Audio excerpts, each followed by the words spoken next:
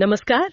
आज हम Maharashtra SSC board के भूगोल के अध्याय 3 प्राकृतिक संरचना और जल निकासी पर थोड़ी गहराई से चर्चा करेंगे। जी। हमारे पास इस अध्याय से जुड़े कुछ महत्वपूर्ण अंश हैं और नक्शे भी हैं। इनमें भारत और ब्राजील की जो भौतिक बनावट है और वहां की नदियां, उनका एक तुलनात्मक नजरिया दिया गया है। हाँ।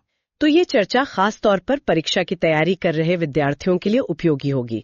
हम कोशिश करेंगे कि जो परीक्षा के लिहाज से अहम बातें हैं उन पर थोड़ा ज्यादा ध्यान दें। बिल्कुल, मकसद यही है कि ये जो भौगोलिक जानकारी है इसे आसान बनाया जाए और ये भी समझें कि ये सब बातें असल में मायने क्यों रखती हैं। मतलब किसी जगह की जमीन कैसी है, नदियां कैसे बहती हैं। हाँ बिल्कुल। तो चले फिर भारत और ब्राजील के भूगोल की इस यात्रा पर। जरूर। देखिए, किसी भी जगह की जमीन कैसी है, पहाड़ है, मैदान है या पठार, ये समझना बहुत जरूरी है, क्योंकि इसी से तय होता है कि वहां नदियां कैसे बहेंगी, है ना, मौसम कैसा होगा, लोगों का जीवन कैसे चलेगा। सही। तो हम भारत की जो विविध जमीनी बनावट है उससे शुरू करते हैं और फिर देखेंगे कि यहाँ की नदियां अपना रास्ता कैसे बनाती हैं। हम नक्शों का भी सहारा लेंगे ताकि ये सब थोड़ा आंखों के सामने आ जाए। ठीक है। तो भारत की प्राकृतिक संरचना समझने के लिए सामग्री बताती है कि हम इसे मोटे तौर पर 5 हिस्सों में देख सकते हैं। उत्तर से शुरू करें। हाँ, उत्तर से ही करते हैं। सबसे पहले तो विशाल हिमालय पर्वत भारत के उत्तर में एक दीवार की तरह खड़े हैं। और ये नवीन वलित पर्वत है ना। हाँ, मतलब ये काफी नए हैं। हाँ, भूवैज्ञानिक समय के हिसाब से काफी नए हैं। पृथ्वी की जो टेक्टोनिक प्लेट्स हैं उनके टकराने और मुड़ने से बने हैं। जैसे कागज को दोनों तरफ से दबाएं तो बीच से मुड़ जाता है, कुछ वैसा ही। अच्छा। इनका फैलाव देखें तो पश्चिम में पामीर की गांठ से लेकर पूर्व में अरुणाचल प्रदेश तक है। एक बहुत लंबी श्रृंखला है। और नक्शे में भी दिखता है कि ये सिर्फ एक पहाड़ नहीं है, बल्कि कई समानांतर श्रेणियां हैं। इनके बारे में थोड़ा और बताएंगे? जरूर। अगर हम मैदानों से उत्तर की तरफ जाएं तो सबसे पहले आती है शिवालिक श्रेणी। ये सबसे कम ऊंचाई वाली और सबसे नई है। हाँ। उसके पीछे है मध्य हिमालय, जिसे हिमाचल श्रेणी भी कहते हैं। कई हिल स्टेशंस इसी में हैं। और फिर सबसे उत्तर में सबसे ऊंची वृहद हिमालय या हिमाद्री, जहां दुनिया की कई सबसे ऊंची चोटियां हैं। हाँ, एवरेस्ट वगैरह। जी। और इसके भी पार तिब्बत की तरफ ट्रांस हिमालय है, पार हिमालय। अच्छा। ये पहाड़ सिर्फ ऊंचे ही नहीं है, बल्कि भारत की जलवायु पर भी इनका गहरा असर है। मध्य एशिया से आने वाली ठंडी हवाओं को रोकते हैं, मानसून की हवाओं को भी रोककर बारिश करवाते हैं। और नदियां, हमारी कई बड़ी नदियां तो यहीं से निकलती हैं। बिल्कुल। गंगा, यमुना, सिंधु, ब्रह्मपुत्र, इन सब का उद्गम इन्हीं बर्फीले पहाड़ों से होता है। तो यहाँ एक जरूरी बात है परीक्षा के लिए, इन श्रेणियों का दक्षिण से उत्तर का क्रम याद रखना। शिवालिक, फिर मध्य हिमालय, फिर वृहद हिमालय। सही। ये अक्सर पूछा जाता है। अच्छा, इन ऊंचे पहाड़ों से उतरकर अब उस विशाल समतल भूमि की तरफ आते हैं, जिसे काफी हद तक इन्हीं नदियों ने बनाया है, उत्तर भारतीय मैदान। हाँ जी, उत्तर भारतीय मैदान हिमालय और दक्षिण के प्रायद्वीपीय पठार के बीच फैला हुआ दुनिया के सबसे उपजाऊ और घनी आबादी वाले क्षेत्रों में से एक है ये।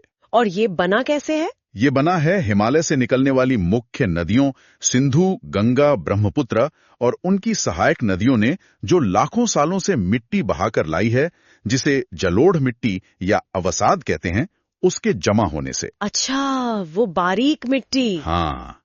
पश्चिम में राजस्थान और पंजाब से लेकर पूर्व में असम तक ये मैदान फैला है। इसका पश्चिमी हिस्सा, मतलब राजस्थान वाला, वहां थार मरुस्थल भी है। और इसी मैदान के पूर्वी छोर पर, जहां गंगा और ब्रह्मपुत्र बंगाल की खाड़ी में मिलने वाली होती हैं, वहां सुंदरबन डेल्टा है। दुनिया का सबसे बड़ा डेल्टा, है ना? जी हाँ, बिल्कुल, दुनिया का सबसे बड़ा डेल्टा।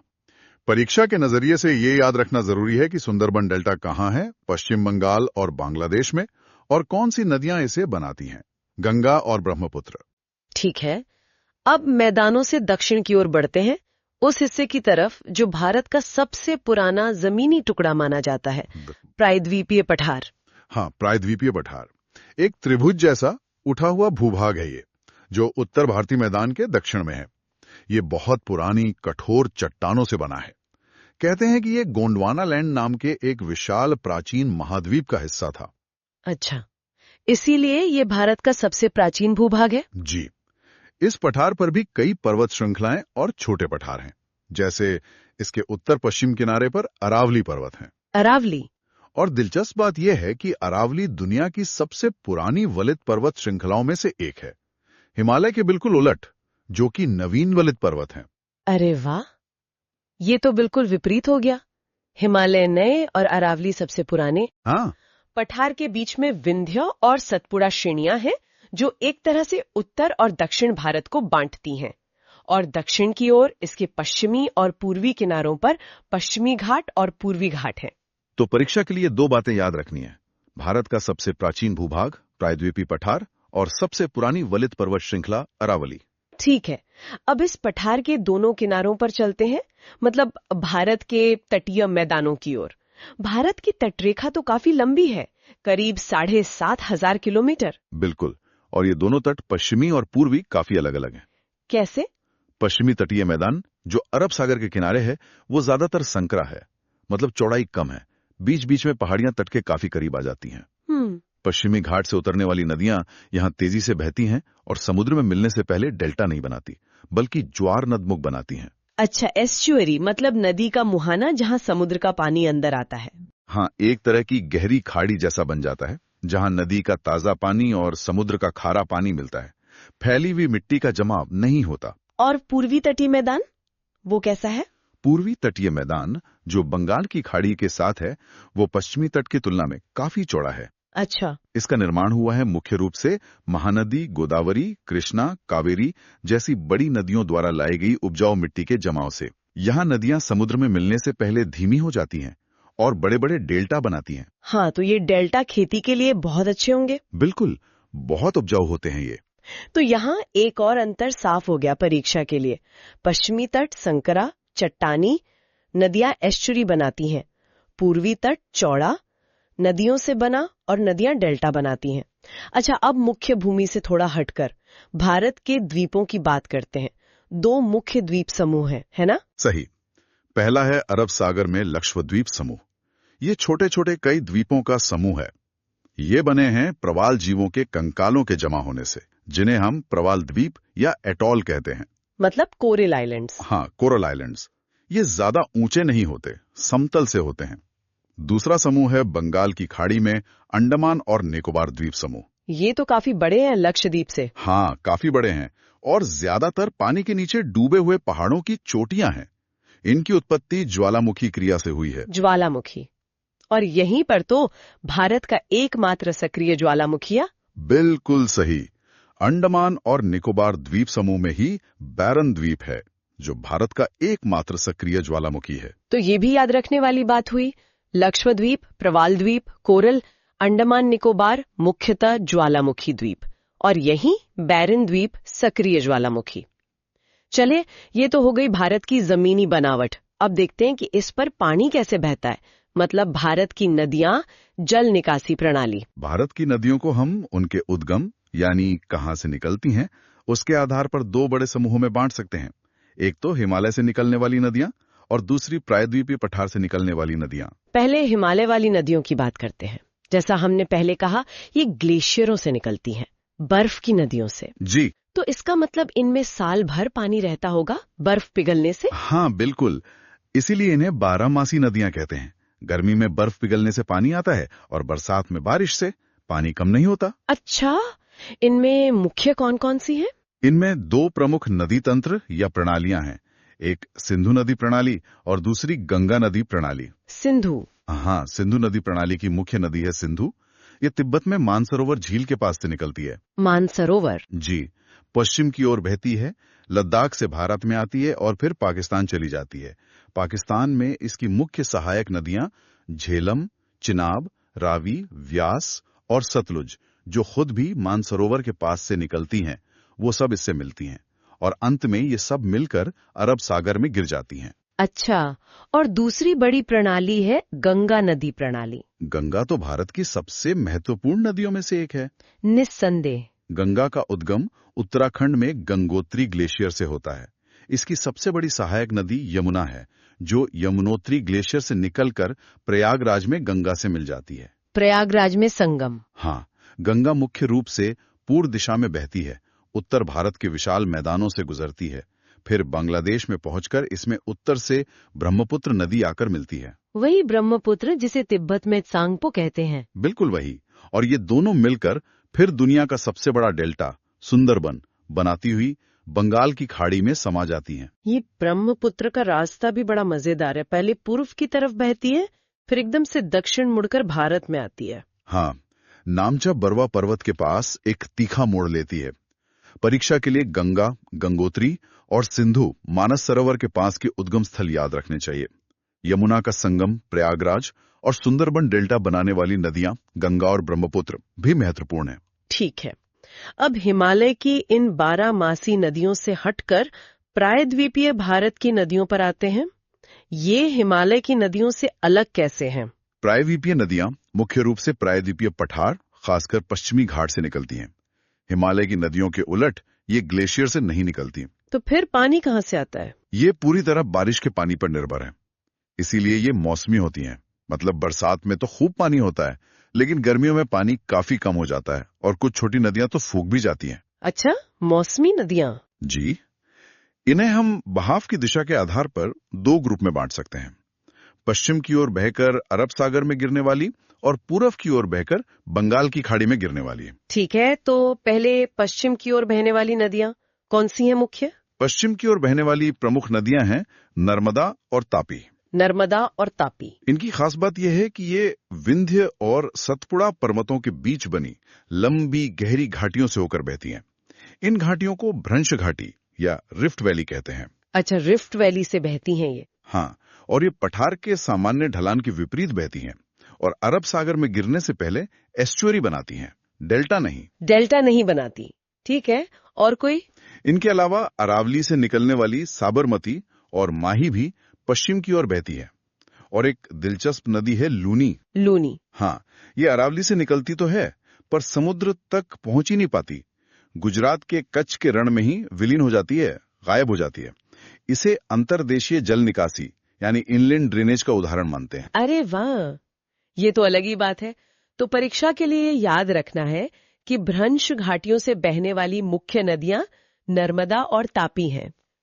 अब पूर्व की ओर बहने वाली प्रायद्वीपीय नदियों की बात करें। पूर्व की ओर बहकर बंगाल की खाड़ी में गिरने वाली ज्यादातर नदियां पश्चिमी घाट के पूर्वी ढलानों से निकलती हैं। इनमें प्रमुख हैं महानदी, गोदावरी, कृष्णा और कावेरी। गोदावरी, कृष्णा, कावेरी, ये नाम तो बहुत सुने हैं। हाँ, बहुत महत्वपूर्ण नदियां हैं ये।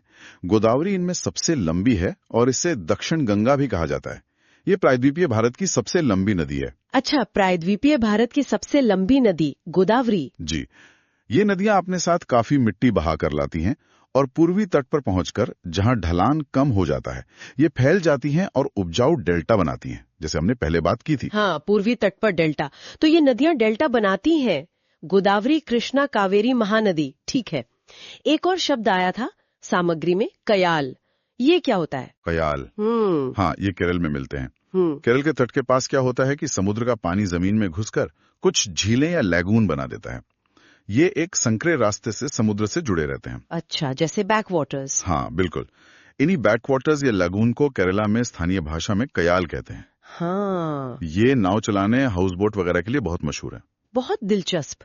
तो हमने भारत की जमीनी बनावट और नदियों के जाल को काफी विस्तार से समझा।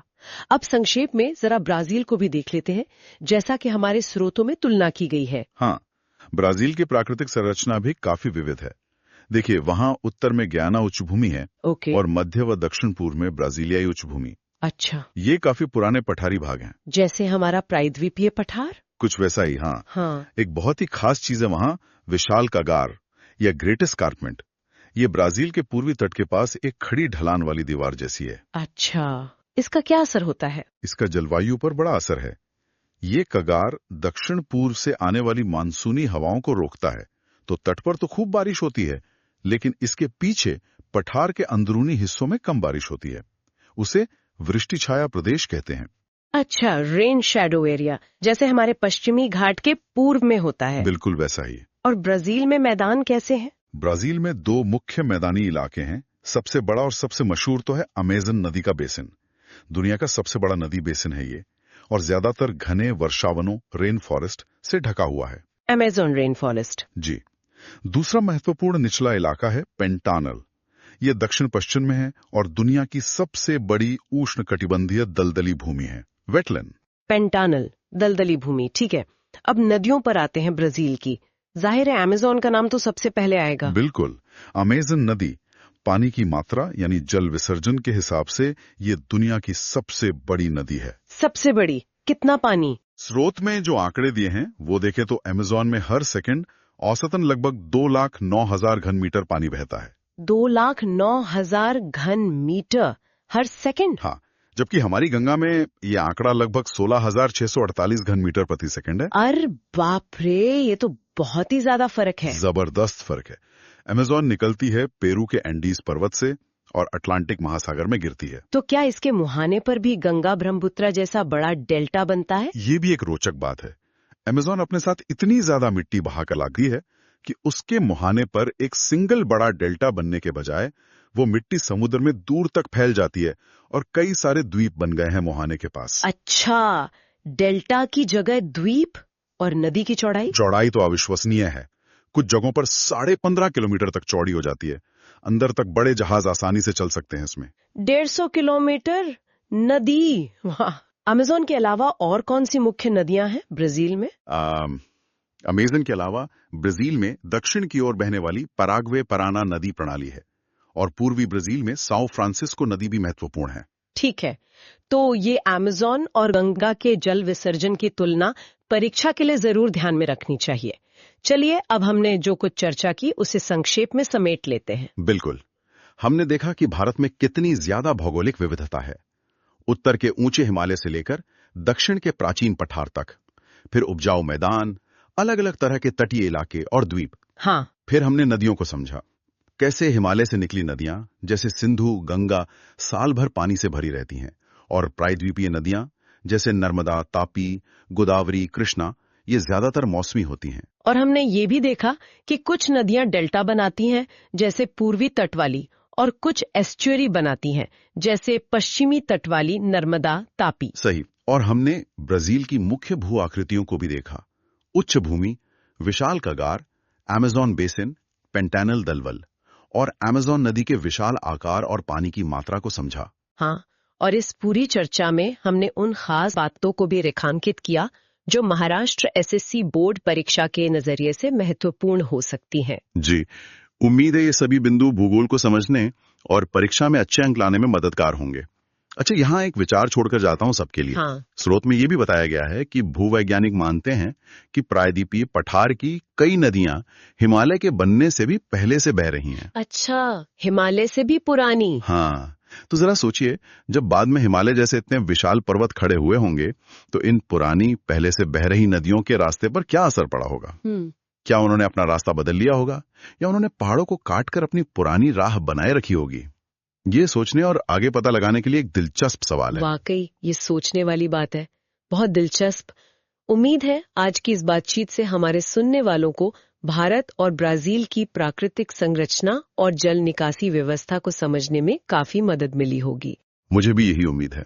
अगली बार फिर मिलेंगे कुछ और नई जानकारियों के साथ। नमस्कार। नमस्कार।